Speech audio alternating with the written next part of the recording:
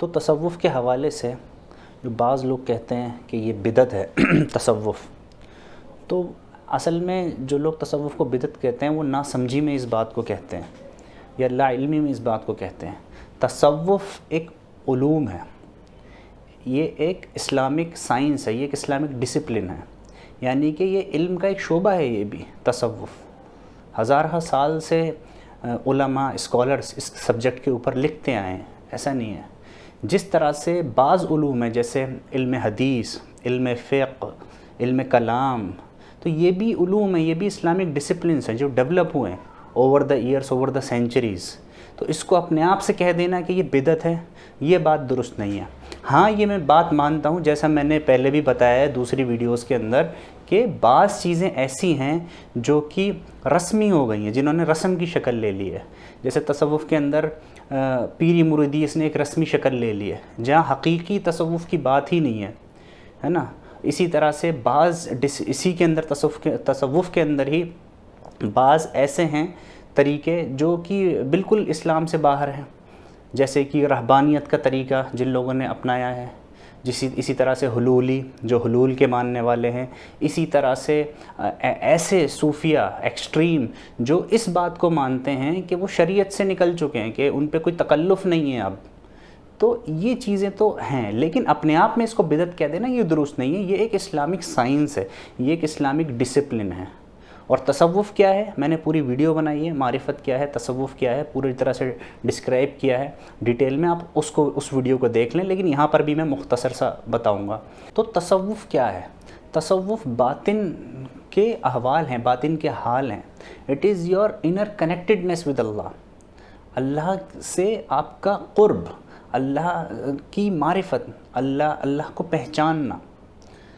تصوف یہ ہے کہ آپ اللہ تعالیٰ کی قدرت کو، جو سارے جہاں کے اندر اللہ تعالیٰ کی قدرت کو اور خود کی ذات کے اندر اللہ کی قدرت کا جب آپ مشاہدہ کرتے ہیں تو آپ کو جو کیفیت یہ جو حال حاصل ہوتا ہے مشاہدے کا، یہ تصوف ہے۔ اور جو لوگ کہتے ہیں کہ یہ بدعت ہے اپنے آپ میں، یہ کہنا بالکل درست نہیں ہے، کیونکہ وہ رسوم اور بعض ایسی چیزوں کو دیکھ کر بول رہے ہوتے ہیں۔ اپنے آپ میں یہ ایک ڈسپلن ہے، اپنے آپ میں یہ ایک علوم ہے۔ کوئی کہتا ہے کہ علم حدیث بھی پھر بدعت ہے، کوئی کہے گا کیسے بھائی بدعت ہے؟ کیا نبی صلی اللہ علیہ وسلم نے کہا تھا کہ اس طرح سے آپ میری حدیثوں کو اکٹھا کرو، میری بات کو اس طرح سے اکٹھا کرو کہ آپ علم سند بنا لو اور اس علم سند پہ آپ جو ہے جرح و تعدیل کرو، یعنی کہ جو راوی ہوتے ہیں حدیث کے اندر ان پہ بحث کہ یہ راوی یہ سچا ہے، یہ جھوٹا ہے، یہ کذاب ہے، یہ ثقہ ہے، یہ غیر ثقہ ہے۔ تو یہ جب ایک علم جو ہے مطلب وجود میں آیا حدیث کا، تو یہ اس کی نیسیسٹی، اس کی ضرورت ہے اس علم کی کہ یہ جرح و تعدیل ہو۔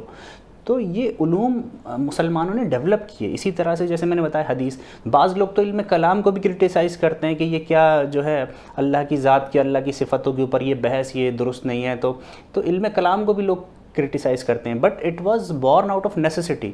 ضرورت کے اعتبار سے یہ جو ہے علماء نے، جو مسلمان جو ہمارے علماء تھے، انہوں نے اس کو جو ہے ڈیولپ کیا ایز اے سائنس۔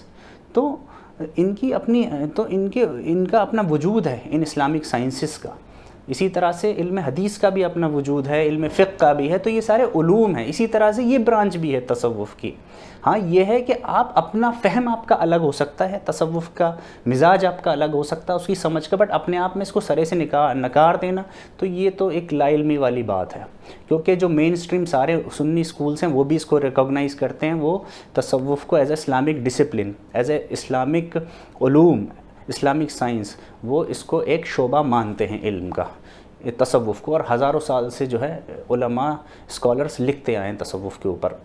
تو یہ کہنا غلط ہوگا۔ جیسے میں نے بتایا بعض رسمی چیزیں ہیں وہ ایک الگ ہیں، ٹھیک ہے۔ یہاں پہ تصوف کیا ہے یہ میں نے بتایا، یہ کیفیات ہے، یہ اللہ تعالیٰ سے، یہ اللہ تعالیٰ کی معرفت ہے، یہ اللہ تعالیٰ کو پہچاننا، اس کی قدرت کو سارے جہاں کے اندر، خود کی ذات کے اندر اس کا مشاہدہ کرنا، یہ کیفیات، یہ تصوف ہے، اس مشاہدے کو حاصل کرنا۔ جیسا نبی صلی اللہ علیہ وسلم فرمایا، جب پوچھا گیا مل احسان، تو نبی صلی اللہ علیہ وسلم فرمایا کہ ان تعبد اللہ کأنک تراہ، کہ اللہ تعالیٰ کی اس طرح سے عبادت کرے جیسے کہ تم اس کو دیکھ رہے ہو۔ فإن لم تکن تراہ فإنہ یراک، کہ اگر اس کیفیت سے نہیں کر سکتے ہے نا کہ تم اس کو دیکھ رہے ہو، تو اس کیفیت سے کرو کہ وہ تم کو دیکھ رہا ہے۔ تو ان کیفیات کی حقیقت ہے ٹھیک ہے. تو میں اپنی مثال دیتا ہوں. میں اگر ظاہر کی بات جب ہوتی ہے، صرف ظاہر کی بات جب ہوتی ہے، تو میں ایک اثری ہوں. I am a person of the text. میں ایک دلیل والا انسان ہوں، دلیل پہ بات کرنے والا انسان ہوں. تو میں اثری ہوں. I am a person of the text. اور جب باطن کی بات ہوتی ہے، جب باطن کی بات ہوگی تو میں عارف باللہ ہوں. تو یہ ہمارا مزاج ہونا چاہیے، نہ کہ یہ کہ سرے سے ہم نکال دیں. ورنہ تو آپ جو ہے صرف ظاہر معنی پہ چیزوں کو لے کر آپ جو ہے یہ ایک ذوق نکال دو گے.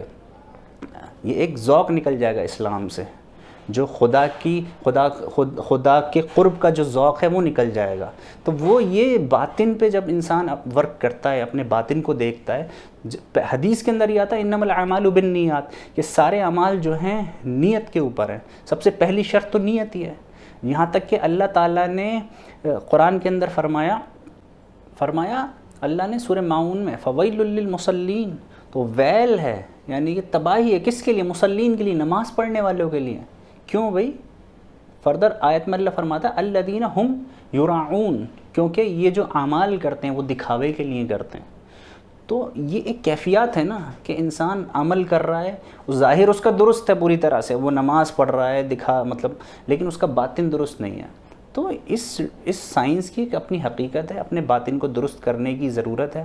اور اللہ تعالیٰ کا مشاہدہ حاصل ہوتا ہے تو آپ کی جو عبادت ہے اس کے اندر کمال آپ کو حاصل ہوتا ہے، اس میں اور پختگی حاصل ہوتی ہے، اللہ کا قرب اور حاصل ہوتا ہے، اور اس میں ذوق آتا ہے.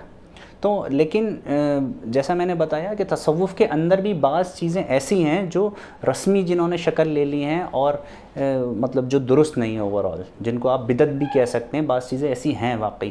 اور جیسا کہ رہبانیت، اس کے اندر ترک شریعت اور اس طرح کی جو یہ ایکسٹریم باتیں جو ہیں یہ اس کے اندر نہیں، اس ڈسپلن کے اندر. اسی طرح سے جو ریکگنائزڈ اسکول سے علم کلام میں بھی ہیں وہ، تو ایسا نہیں ہے کہ ہم پوری طرح سے اس کو خارج کر دیں اور بدعت کہہ کے اس کو جو ہے سائیڈ لائن کر دیں. ایسا نہیں ہے. ایک اسلامک ڈسپلن ہے، یہ ایک اسلامک علوم ہے، یہ ایک شعبہ ہے جو ہے علم کا اسلام کے اندر. امید ہے کہ میں نے سمجھانے کی کوشش کری. اور معرفت کیا ہے اس پہ میں پوری ویڈیو ایک بنا چکا ہوں، اس میں نے بہت اچھے سے سمجھایا ہے کہ معرفت کیا ہے. وما علینا الا البلاغ.